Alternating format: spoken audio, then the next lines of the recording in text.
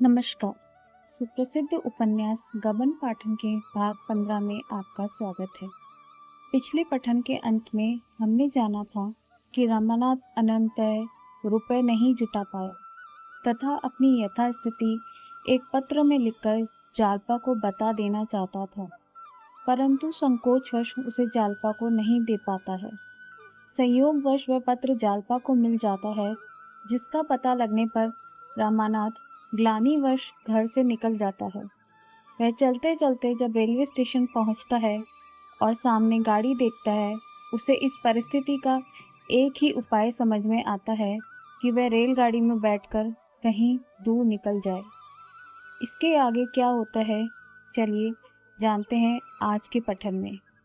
तो शुरू करते हैं आज का पठन गबन भाग 15। गाड़ी चल दी। उस वक्त रमा को अपनी दशा पर रोना आ गया।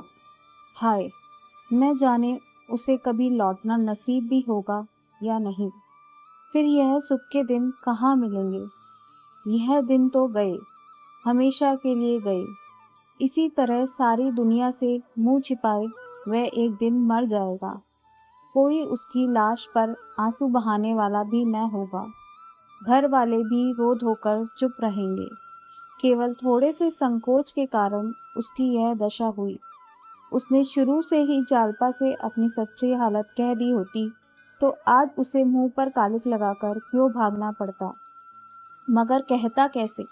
वह अपने को अभागिनी न समझने लगती।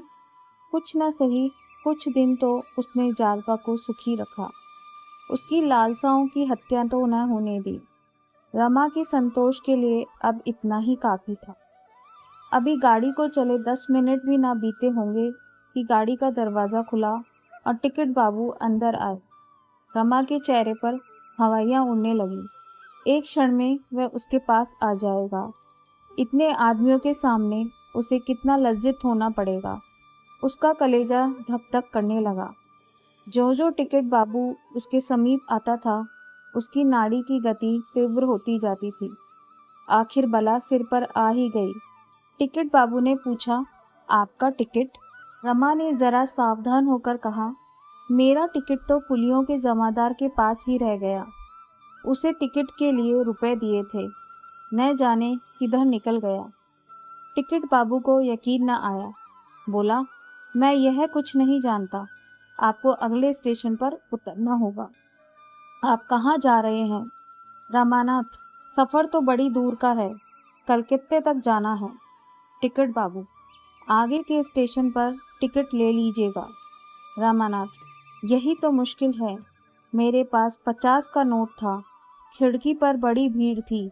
मैंने नोट उस जमादार को टिकट लाने के लिए दिया, पर वह ऐसा गायब हुआ कि लौटा ही नहीं। शायद आप उसे पहचानते हो। लंबा लंबा चेचक्करू आदमी है। टिकट बाबू, इस विषय में आप लिखा पढ़ी कर सकते हैं, मगर बिना टिकट जा नहीं सकते। रमा ने विनीत भाव से कहा, भाई साहब, आपसे क्या छिपाऊं? मेरे पास और रुपए नहीं हैं।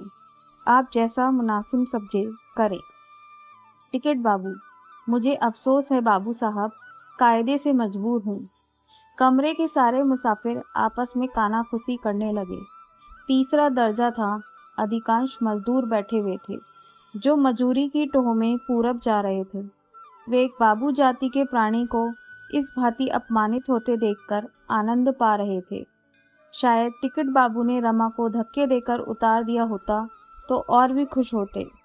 रमा को जीवन में कभी इतनी झेप न हुई थी। चुपचाप सिर झुकाए खड़ा था। अभी तो जीवन की इस नई यात्रा का आरंभ हुआ है। न जाने आगे क्या क्या विपत्तियां झेलनी पड़ेगी, किस किस के हाथों धोखा खाना पड़ेगा। उसके जी में आया, गाड़ी से कूद पड़ो। इस छिछालेदार से तो मर जाना ही अच्छा। उसकी आंखें भर आई। उसने खिड़की से सिर बाहर निकाल लिया और रोने लगा। सहसा एक बूढ़े आदमी ने, जो उसके पास ही बैठा हुआ था, पूछा, कलकत्ता में कहाँ जाओगे बाबूजी? रमा ने समझा यह गंवार मुझे बना रहा है। झुंझला कर बोला, तुमसे मतलब, मैं कहीं जाऊंगा। बूढ़े ने इस उपेक्षा पर कुछ ध्यान न दिया। बोला, मैं भी वहीं चलूंगा। हमारा तुम्हारा साथ हो जाएगा। फिर धीरे से बोला, किराए के रुपए मुझसे ले लो, वहां दे देना। अब रमा ने उसकी ओर ध्यान से देखा। कोई 60-70 साल का बूढ़ा भूला हुआ आदमी था। मांस तो क्या, हड्डियां तक गल गई थी। मूछ और सिर के बाल मुड़े थे। एक छोटी सी बकुची के सिवा उसके पास और कोई असबाब भी न था। रमा को अपनी ओर ताकते देखकर वह फिर बोला, आप हबड़े ही उतरेंगे या और कहीं जाएंगे? रमा ने एहसान के भार से दबकर कहा, बाबा, आगे मैं उतर पड़ूंगा, रुपयों का बंदोबस्त करके फिर आऊंगा। बूढ़ा, तुम्हें कितने रुपए चाहिए? मैं भी तो वहीं चल रहा हूँ, जब चाहे दे देना। क्या मेरे 10-5 रुपए लेकर भाग जाओगे? कहाँ घर है? रमानाथ, यहीं प्रयाग में ही रहता हूँ। बूढ़े ने भक्ति के भाव से कहा, धन्य है प्रयाग, धन्य है। मैं भी त्रिवेणी का स्नान करके आ रहा हूँ। सचमुच देवताओं की पुरी है। तो कै रुपए निकालूं? रमा ने सकुचाते हुए कहा, मैं चलते ही चलते रुपया न दे सकूंगा, यह समझ लो। बूढ़े ने सरल भाव से कहा, अरे बाबूजी, मेरे 10-5 रुपए लेकर तुम भाग थोड़े ही जाओगे। मैंने तो देखा, प्रयाग के पंडे यात्रियों को बिना लिखाए पढ़ाए रुपए दे देते हैं। 10 रुपए में तुम्हारा काम चल जाएगा? रमा ने सिर झुकाकर कहा, हाँ, उतने बहुत है। टिकट बाबू को किराया देकर रमा सोचने लगा, यह बूढ़ा कितना सरल, कितना परोपकारी, कितना निष्कपट जीव है। जो लोग सभ्य कहलाते हैं, उनमें कितने आदमी ऐसे निकलेंगे जो बिना जान पहचान किसी यात्री को उबार ले। गाड़ी के और मुसाफिर भी बूढ़े को श्रद्धा के नेत्रों से देखने लगे। रमा को बूढ़े की बातों से मालूम हुआ कि वह जाति का खटीक है। कलकत्ते में उसकी शाक भाजी की दुकान है। रहने वाला तो बिहार का है, पर 40 साल से कलकत्ते में ही रोजगार कर रहा है। देवीदीन नाम है। बहुत दिनों से तीर्थ यात्रा की इच्छा थी। बद्रीनाथ की यात्रा करके लौट रहा है। रमा ने आश्चर्य से पूछा, तुम बद्रीनाथ की यात्रा कर आए? वहां तो पहाड़ों की बड़ी बड़ी चढ़ाइयाँ हैं। देवीदीन, भगवान की दया होती है तो सब कुछ हो जाता है बाबूजी, उनकी दया चाहिए। रमानाथ, तुम्हारे बाल बच्चे कलकत्ते में ही होंगे? देवीदीन ने रूखी हंसी कर कर कहा, बाल बच्चे तो सब भगवान के घर गए। 4 बेटे थे, 2 का ब्याह हो गया था, सब चल दिए। मैं बैठा हुआ हूँ। मुझी से तो सब पैदा हुए थे। अपने बोए हुए बीज को किसान ही तो काटता है। यह कहकर वह फिर हंसा।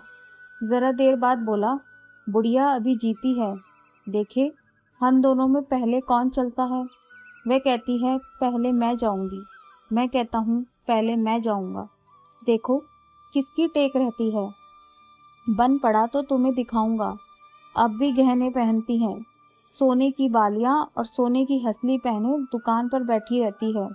जब कहा कि चल तीर्थ कर आवे तो बोली, तुम्हारे तीर्थ के लिए क्या दुकान मिट्टी में मिला दूं? यह है जिंदगानी का हाल। आज मरे कि कल मरे, मगर दुकान न छोड़ेगी। न कोई आगे न कोई पीछे, न कोई रोने वाला न कोई हंसने वाला, मगर माया बनी हुई है। अब भी एक न एक गहना बनवाती रहती है। न जाने कब उसका पेट भरेगा। सब घरों का यही हाल है। जहाँ देखो हाय गहने, हाय गहने। गहने के पीछे जान दे दे। घर के आदमियों को भूखा मारे, घर की चीजें बेचे, और कहाँ तक कहूँ अपनी आबरू तक बेच दे। छोटे बड़े, अमीर गरीब, सबको यही रोग लगा हुआ है। कलकत्ते में कहाँ काम करते हो भैया? रामानाथ, अभी तो जा रहा हूँ, देखूं कोई नौकरी चाकरी मिलती है या नहीं। देवी दी, तो फिर मेरे ही घर ठहरना। 2 कोठरियां हैं, सामने दालान है, एक कोठरी ऊपर है। आज बेचूं तो 10,000 मिले। एक कोठरी तुम्हें दे दूंगा। जब कहीं काम मिल जाए तो अपना घर ले लेना। 50 साल हुए घर से भागकर हबड़े गया था। तब से सुख भी देखे दुख भी देखे। अब मना रहा हूँ, भगवान ले चलो। हाँ, बुढ़िया को अमर कर दो, नहीं उसकी दुकान कौन लेगा, घर कौन लेगा और गहने कौन लेगा। यह कहकर देवीदीन फिर हंसा। वह इतना हंसोड़, इतना प्रसन्न चित्त था कि रमा को आश्चर्य हो रहा था। बेबात की बात पर हंसता था। जिस बात पर और लोग रोते हैं उस पर उसे हंसी आती थी।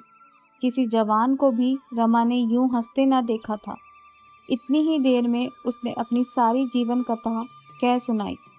कितने ही लतीफ़े याद थे। मालूम होता था रमा से वर्षों की मुलाकात है।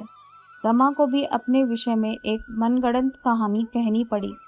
देवी दीन, तो तुम भी घर से भाग आए हो। समझ गया, घर में झगड़ा हुआ होगा। बहू कहती होगी मेरे पास गहने नहीं, मेरा नसीबा जल गया। सास बहू में पट्टी ना होगी। उनका कलह सुन सुन जी और खट्टा हो गया होगा।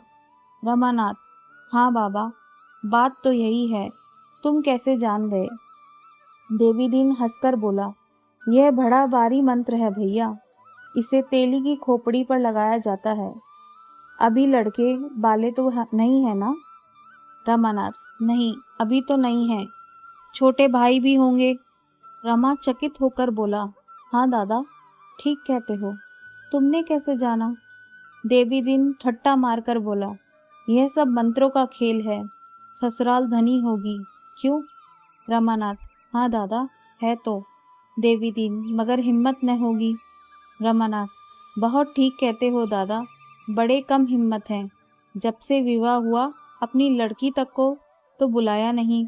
देवीदीन: समझ गया भैया, यही दुनिया का दस्तूर है। बेटे के लिए कहो चोरी करे, भीख मांगे। बेटी के लिए घर में कुछ है ही नहीं। 3 दिन से रमा को नींद न आई थी। दिन भर रुपए के लिए मारा मारा फिरता, रात भर चिंता में पड़ा रहता। इस वक्त बातें करते करते उसे नींद आ गई। गर्दन झुकाकर झपकी लेने लगा। देवीदीन ने तुरंत अपनी गठरी खोली, उसमें से एक दरी निकाली और तख्त पर बिछाकर बोला, तुम यहाँ आकर लेट रहो भैया, मैं तुम्हारी जगह पर बैठ जाता हूँ। रमानाथ लेटा रहा। देवीदीन बार बार उसे स्नेह भरी आंखों से देखता था, मानो उसका पुत्र कहीं परदेश से लौटा हो। इसी के साथ आज का पठन समाप्त होता है। अब बारी है आज के सुविचार की। तो आज का हमारा सुविचार है, hard work always page of. कड़ी मेहनत से सफलता ज़रूर मिलती है। कितनी भी विपरीत परिस्थिति हो, कड़ी मेहनत का फल ज़रूर मिलता है। इसलिए be positive and keep on doing hard work on daily basis. आज के पठन को सुनने के लिए बहुत बहुत धन्यवाद।